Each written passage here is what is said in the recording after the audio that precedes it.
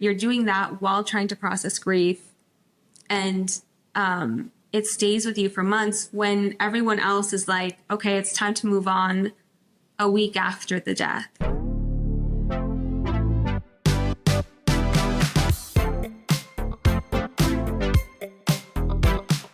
When we speak the truth of what we lived through, we offer others a way through. I'm Danielle Elliott-Smith, and this is Hope Comes to Visit. As always, I'm really excited you're here. Today's guest is someone I am really excited to introduce you to. Adria Ferrier is the founder and CEO of Elayne, a company reimagining how families navigate the aftermath after loss. Inspired by her own experience caring for her mom through a 5-year battle with cancer, Adria left a career in finance to build a simpler, more compassionate path for families. She launched Elayne in 2024, joined Y Combinator's Summer Accelerator, and has been growing the company ever since. What drives her is a deep conviction that this company simply has to exist. Death and grief impact everyone, yet most people look away.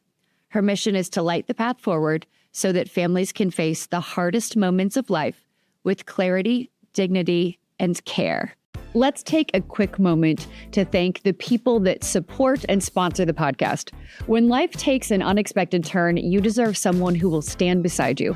St. Louis attorney Chris Dully offers experienced one-on-one legal defense. Call 314-384-4000 or 314-DUI-HELP, or you can visit dullylawfirm.com. That's DULLE lawfirm.com for a free consultation.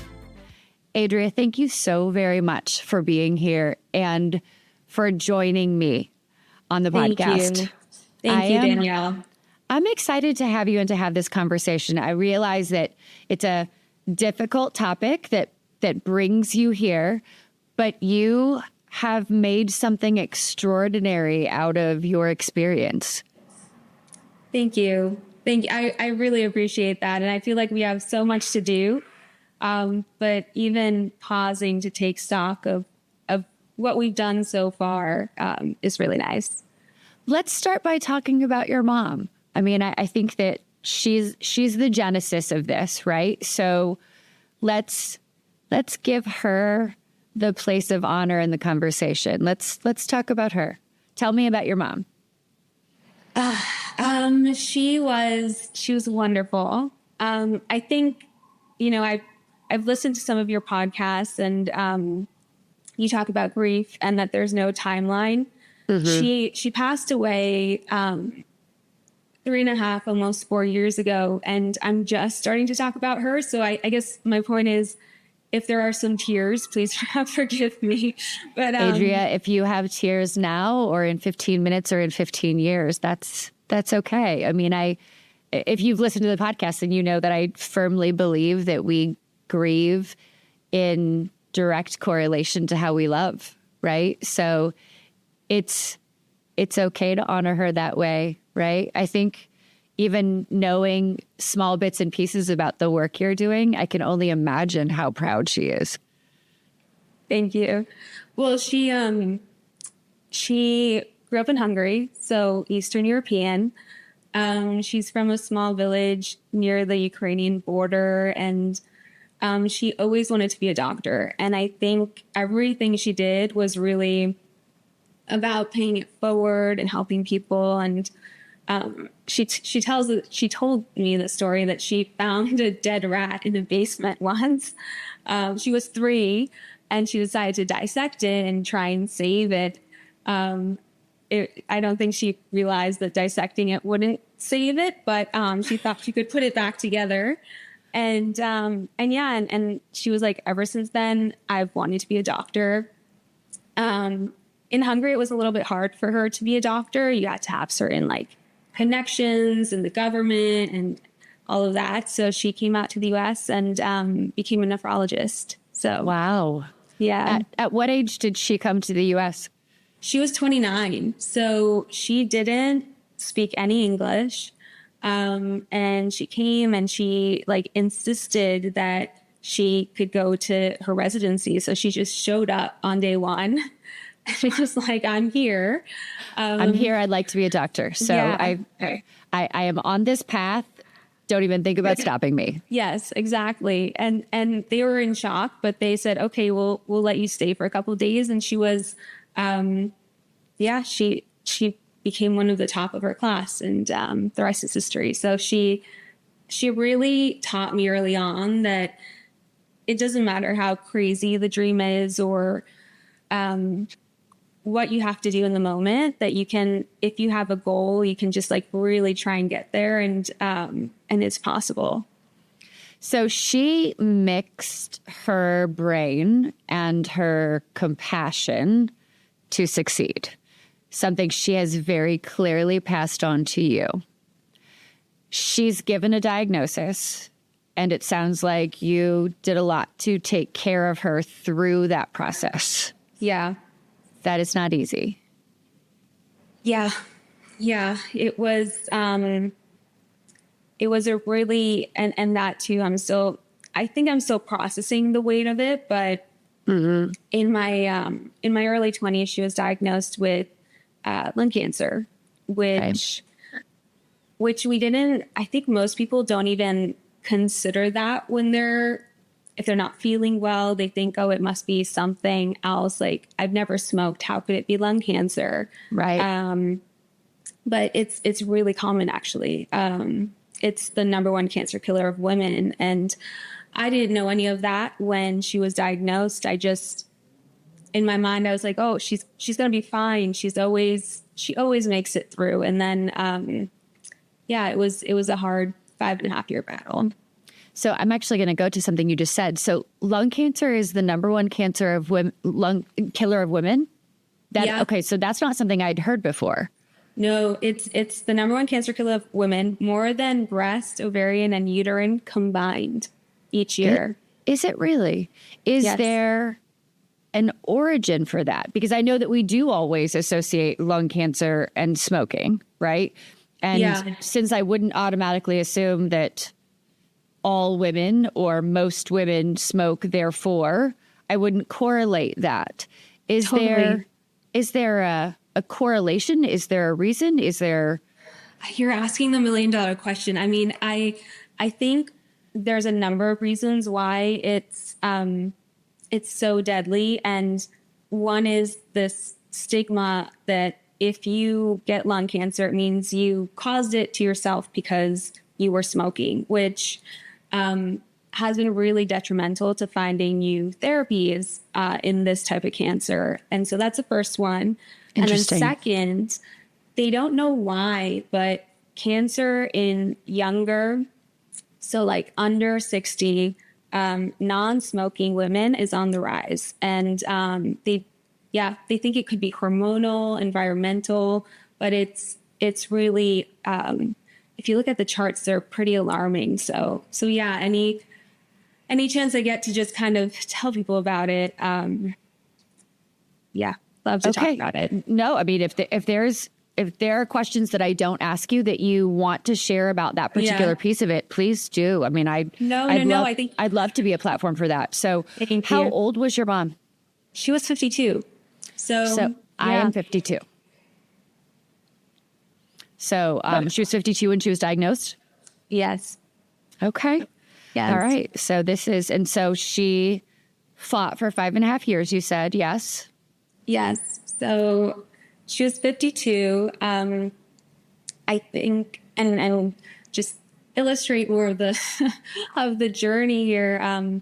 Since she was a doctor, she ate really healthy and ran every day. So she noticed that she was getting shortness of breath while she was on her daily runs. And she thought it was stress. Like, women often think that it must be stress. And then we're kind of told, like, you're just being crazy. And so she like self-ordered a chest x-ray and diagnosed it, because she went to a couple doctors and they were all like, you're just stressed out. You need to maybe sleep more. So yeah, and then I remember the day she was diagnosed formally, because it kind of plays like a movie in my head. Like, I'll bet. Yeah. The doctor said, you have this type, it's called EGFR. you have, typically people survive 8 months from now, but, we're going to do our best to help you. And it's stage 4 and terminal. And so I, I still remember the script. And yeah, so she survived 5.5 years, which is amazing. All things Extraordinary. considered. Yeah. So I am insatiably curious at all times, especially people's stories. And so there were a couple of thoughts that came to mind as you were talking. And one of them was, what have you learned from her about advocating for yourself? Because I know that we know when something's wrong, right? So she knew. But as women, we are frequently told, it's stress, you're fine, it's just a little pain. I spoke to a previous guest about saying that she was in pain and being told that's normal and given a Tylenol at something that clearly wasn't normal. And so she knew that something was wrong. What have you learned from her about advocating for yourself? That's such a wonderful question. I've never thought about that. And it's funny because I journal, and as I was like reflecting on the company's trajectory and learnings, my takeaway this past week was trust your gut.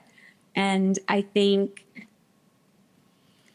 sometimes you do get disconnected from that. And the time after my mom passed away was really stressful too. But I think there's this beautiful like arc where like just trusting your gut and not accepting what people are telling you. I'll have to examine that more. But I think she really demonstrated that her whole life. Yes, I would. I have learned over the years that trusting my gut is truly one of the most powerful things I could do, whether it is in advocating for myself and doctors or in conversations with people. The more I trust my gut, the more I know whether a conversation is going well or not going well, whether someone is being honest with me or dishonest with me.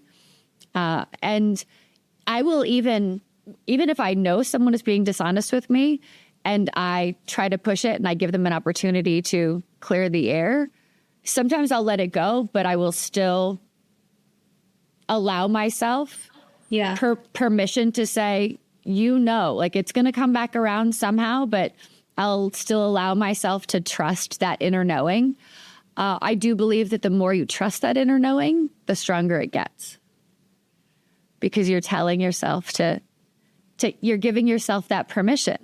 Yeah. So what was it about your mom's journey that did allow her to stay with you for as long as she did? I mean, being given such a short period of time and such a terminal diagnosis, I mean, for it to play like a movie, clearly she wasn't given very much time. And then you did get her for quite a bit longer. Yeah, I think exactly as you said, just advocating, going to the best center that we had in our area. So Dana-Farber, it's an amazing cancer center, and being really involved with her own journey. Like she didn't sit back and just let the doctors tell her what to do. She started a patient advocacy group. I helped her a lot with it.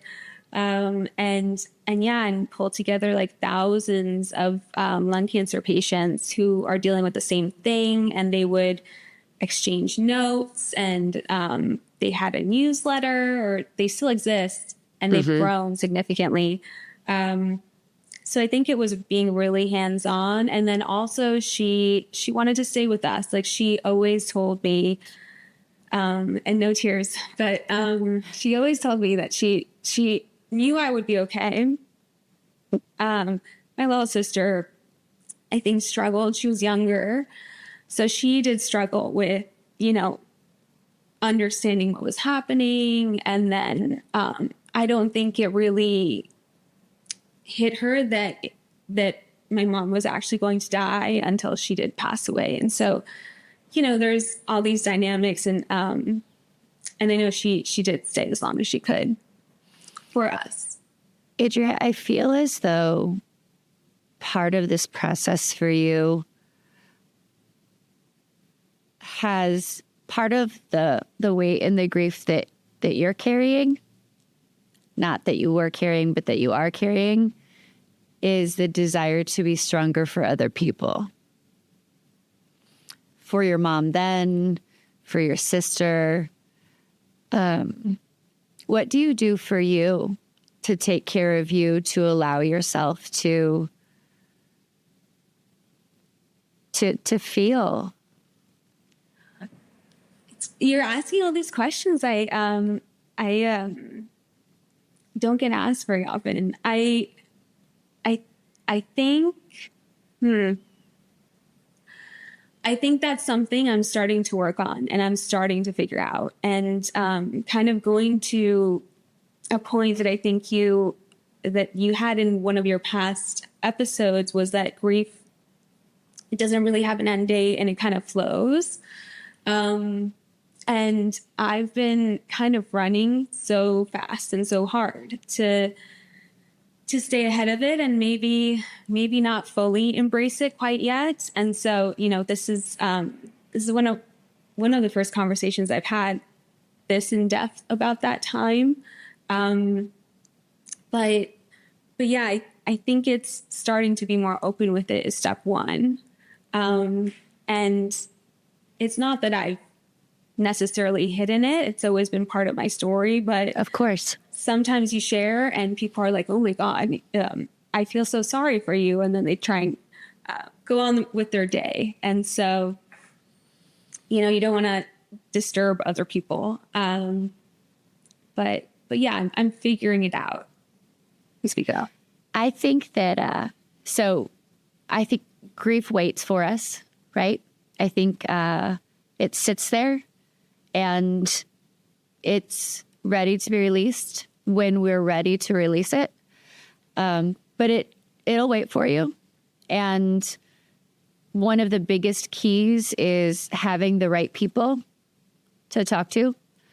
Because if you feel as though you don't have safe people, or you feel as though sharing with people who can't receive it, then we keep it in.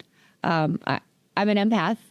So there were people I couldn't share around because if I broke down, I was too worried about their reaction and they were uncomfortable with my level of grief. So I had to be careful about that piece of it, right? Because their discomfort made me more uncomfortable, and then I turned more inward, and that almost took me back in my progress. Yes. And I mean, even more overt stuff happened to me, after my mom passed away. I was really busy. And even before she passed away, I was taking care of her. And then after she passed away, I was taking care of my sister and unwinding my mom's life in a way. And I actually lost friends that said that I wasn't around enough and I'm not fun anymore. And, it really, really hurt because I thought that they were close friends. And, I look at life like there's chapters in life, and maybe I'm not fun now, or maybe I wasn't fun then, but I will be fun again. So yeah, it was really hurtful. So that's not a you problem. I will tell you what my grief therapist told me, and I don't know if you've heard me say this in a different episode, but she said that when you go through grief, your life is being rearranged, and everyone in your life gets broken up into 3 categories, okay? People who disappear, people who show up readily, like all of a sudden they are there, and people who try. And the people who try are the ones who try to say something, and sometimes they do it right and sometimes they do it wrong, but they kind of flow in and out. The challenge with that ABC category of people is that the people who you were positive were going to be your core people, many of them fall into the disappear category. Yeah. And that is especially challenging because many of them are disappearing because it was too hard for them to know what to say or to know what to do, or because you weren't fun, or because your sadness was uncomfortable or they didn't like it. I experienced the same thing. And I will tell you that my life is better for not having that category of people in my life. And a number of the people who showed up were such a beautiful surprise. I was just going to say it was really surprising who did call and we've become so much closer. And it didn't even occur to me that they would be there. And so yeah, I'm just, there's like light sides and, dark sides of this, but, I had exactly the same experience. Yeah. I want to talk about Elayne, right? Because you've done something extraordinary with your loss. You saw a true gap in your experience. You realized that there was something very, very hard about what you were going through that could be changed. And you thought, how can I make this better? So will you please explain Elayne and the work that you're doing? And then I will continue to ask you questions so that everyone can understand. Well, so Elayne is it's like a platform, digital platform that helps you settle and unwind someone's life. And so, when my mom passed away, I thought it was, there was acute grief and then you kind of want to go on with your life because it had already been 5.5 years. But there was so much admin to do, right? Like I had to figure out the bank accounts and passwords and call random people to tell them what happened and ask, like, what do I do now? And I was thinking the whole time that there needs to be something that guides you through this, like someone or something, and just nothing existed. And I mean, it goes back to the fact that most people want to look away and are uncomfortable. And so it just blew my mind that no one had started a company like this or anything in the space. Where does this fall in terms of power of attorney, or because it's interesting to me that you have started this and you actually had time with your mom in essence to prepare some, right? In a couple of situations, like with the loss that I experienced, I mean, he and I were not married, so there wasn't anything. It was more that his kids had to take that on, but there was no power of attorney. It was a lot of missing pieces. And then I have another friend who passed away and something similar. He has a business, right? So his daughter is taking over the business but there are no passwords for the bank accounts. Where is the business license? Where is and there's so many unknowns, right? And so after going through that with Marty, I thought I need to get all of my everything in order so that, good heavens, my kids aren't left with this. And I will tell you that I started but have not completed that process for them. So yeah, I mean, I think you realize how bad it is when you go through it. So when I'm talking to people, if they kind of stare at me with a blank stare, I'm like, don't worry, we'll be here. If you ever need us. But yeah, it's funny because actually lawyers use us too. Really? There's the legal,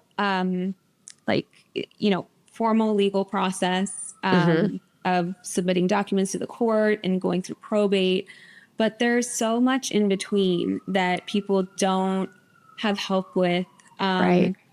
that like lawyers wouldn't do or a wealth manager wouldn't do. Like, for example, knowing how to transfer car titles, like the deeds and what do you do with the Facebook page? And did you know that your parent had life insurance that, you might not have known about right away? Like, there's been times where we've found insurances for people and helped them through submitting to get it that I don't know if they would have found. And so, yeah, it's just everything in between of the formal legal process and, settling everything. What is your educational background? So where did your idea for this come from and the wherewithal to do it? So you first say, gosh, there's got to be a process. Yeah.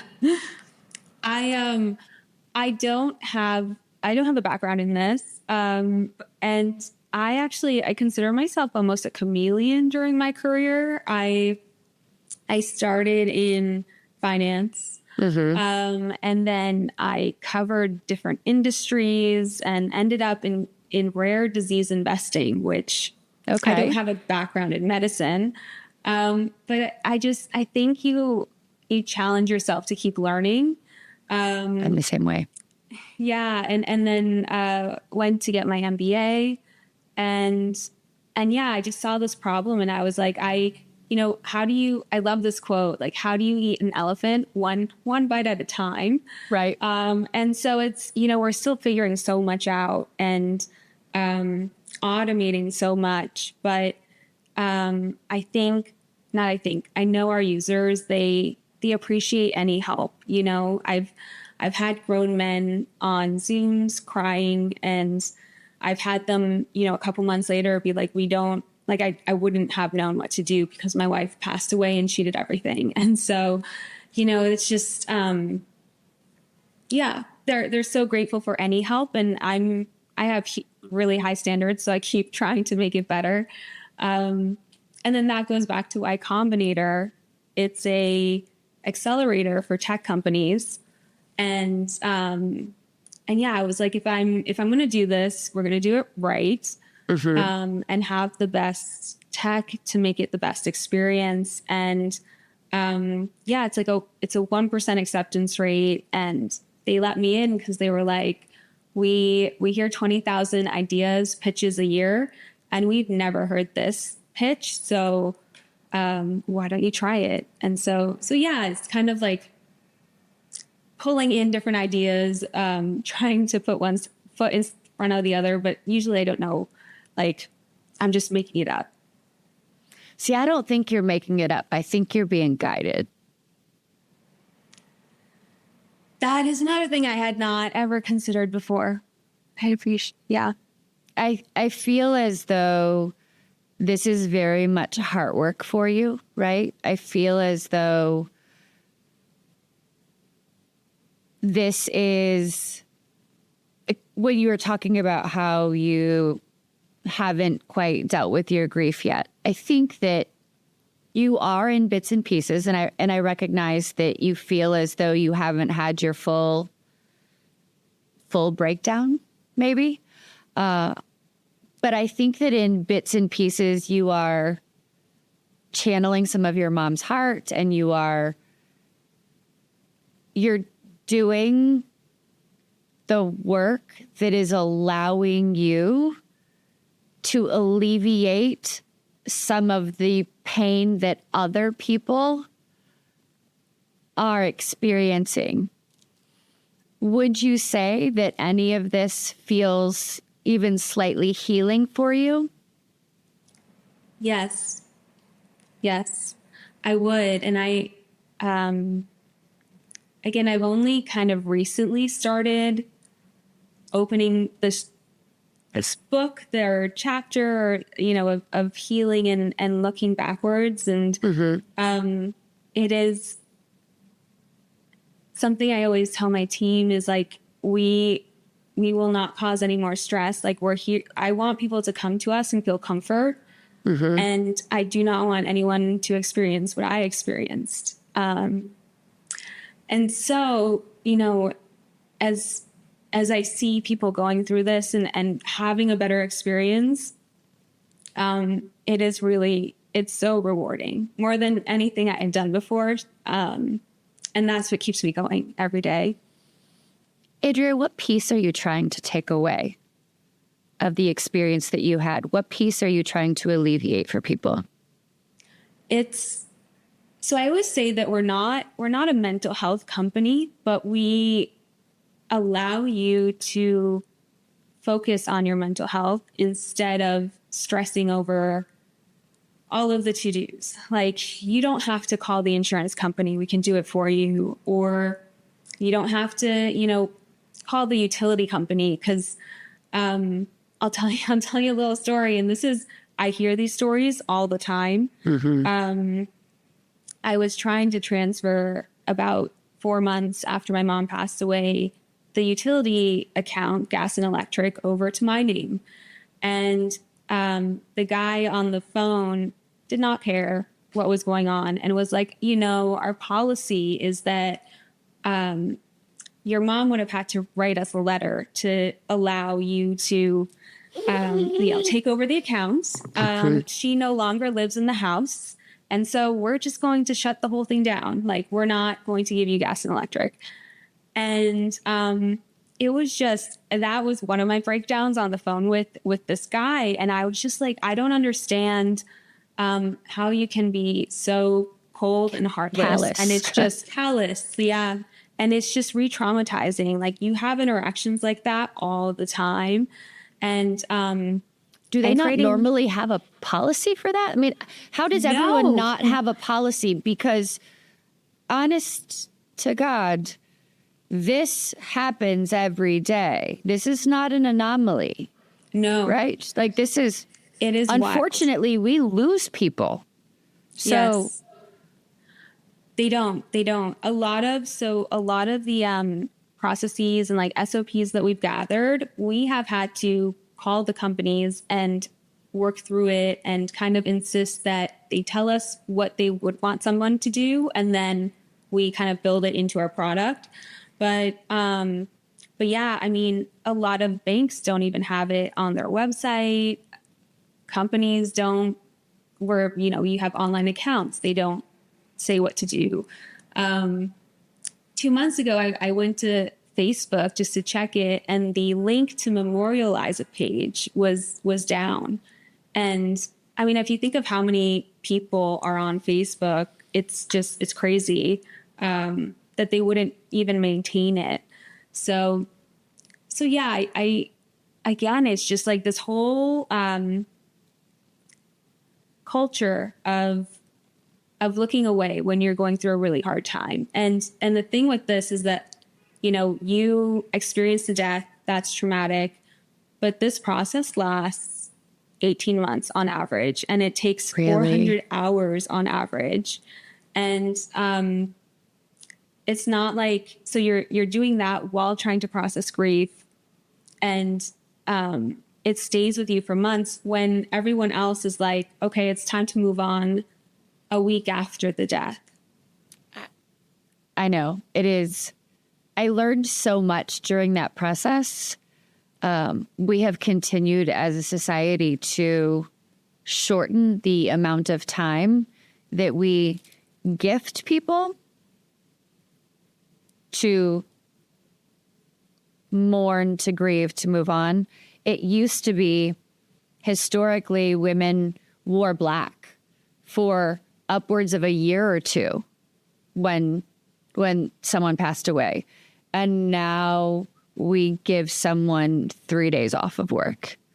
And there were times, I mean, I read so many books, and there were times that I wanted to be wearing a sign. I just wanted to wear something. I wanted there to be a universal sign of some kind. Yeah. That just told people outwardly. And I wish there was. I wish there was something we could all wear, an emblem, a pin, something that just so people could give us a wide berth, that they could pat us on the shoulder, Yes. that they could rub our head, that they could, they could put a blanket on our shoulder, something that people who had the capacity to have compassion could do so. And the people who needed to walk on the other side of the street could, because the people who need to walk on the other side of the street, I needed them to stay far away from me. Yeah. Because it was extraordinary to me that there are that many people who have no capacity for kindness. And what you are doing is you've raised your hand and said, let me take a piece of your burden and try to pave a path for you that hasn't been paved. And you are additionally, you're not just changing the conversation, you're changing the industry. And that's powerful. I don't know if you recognize how valuable what you're doing is, because there is a compassionate side to it, but you're also forcing industries, you're forcing organizations to create processes that weren't there before. Yes. And that's why Combinator said, yes, you deserve to be in the same category as Airbnb. And because I don't know why no one has thought of this, but no one has thought of this. Yeah. I think because it was so traumatic that the last thing you want to do is turn around and go back into it. So I feel like that's something I have to explore about why I did. But I just felt like I just couldn't not, I think is what it came down to. You're being guided. Yeah. But see, I think that so that's interesting, because you said, why would I, like most people, but I think that some of the most brilliant and life changing things that happen are the ones born from us being cracked wide open, right? There are only a fraction of people who are truly cracked wide open from something and completely transform. Things that are hard change us, but only a percentage of people do something extraordinary with it. And those are the people that you read about. Those are where quotes are created and companies are born, and that's what you're doing. Thank you. Thank you. Thank you. That's beautiful.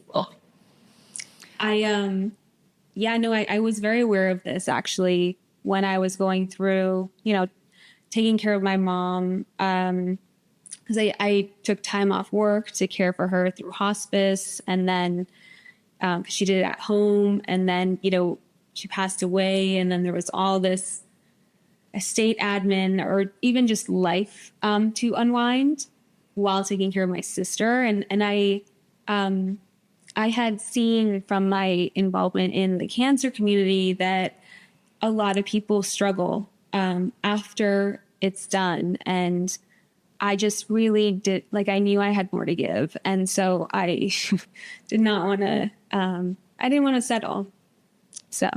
Well, you have done the opposite of that. You've given yourself a purpose too. How is your sister doing? She is doing better. I think she was dealing with her mental health. Sobriety was also, something that she struggled with. It's a tough relationship, I think when someone goes through that. But she's, it's one day, 1 week at a time, and she's better. She's better now. How are you doing? I'm okay. I wake up every day excited, and so I'm really glad that I'm building this, and I have a husband now, and he's wonderful. Congratulations. And thank you. And I have amazing friends. I think that that is the beautiful thing that came out of a lot of this. I lost a lot of friends, but the ones that came out of the woodwork that I did not expect have just like made my world so much richer, because oftentimes they've also had experiences. So yeah, So that it has created a bit of a community for you too. it really has. Yeah. What can we do to support you, and where can people find you? Well, you can find us at Elayne.com, ELAYNE.com. And yeah, we're here. So you can email us anytime. It's careteam@Elayne.com. And we just released a new feature where if you just stick your obituary link into our platform, we'll make you a roadmap and we'll start like helping you through the process. So yeah. That's amazing. I asked you this before, and I want to ask you again, because my first thought when I saw Elayne.com was that it might be your mom's name. Yes. And it's not, but there is significance to the name Elayne. So Yes. will you share that? Yes. Well, my mom's name was Ildiko. It's Hungarian, and I did think of naming the company after her, but it's a little bit hard to pronounce. So I was like, what's something that means something beautiful? And Elayne means a ray of light through the clouds. And that's what I wanted the ethos of the company to be, that when it's storming and, you know, you don't see the sun at all, we'll be there. That's amazing. Do you get signs from your mom? I think so. I carry like her jewelry with me all the time, and I do think that she nudges me in the right direction and maybe has been guiding me. So I will definitely journal about this after. I'm pretty sure she's guiding you, and I have no doubt she is incredibly proud of you. I mean, it's interesting because just in that sense feel, when we were talking about your mom, I don't know if you had any idea how old I was, but I knew you were going to tell me before you did that she was 52 when she was diagnosed. The second we started to talk about lung cancer being the number one for women, I all of a sudden thought, she's going to tell me she was 52 when she was diagnosed. And so those little moments are just little guides for me. So I think you're doing something really extraordinary, and I'm so grateful that you spent time here with me and sharing your story. And Thank you. I think that you're doing your grief journey exactly as you're supposed to. You're taking the nudges when you get them. And what I have found is that it comes as it's supposed to, right? It really is, you're listening to yourself. So you cry when you need to, and you power through when you feel like you can.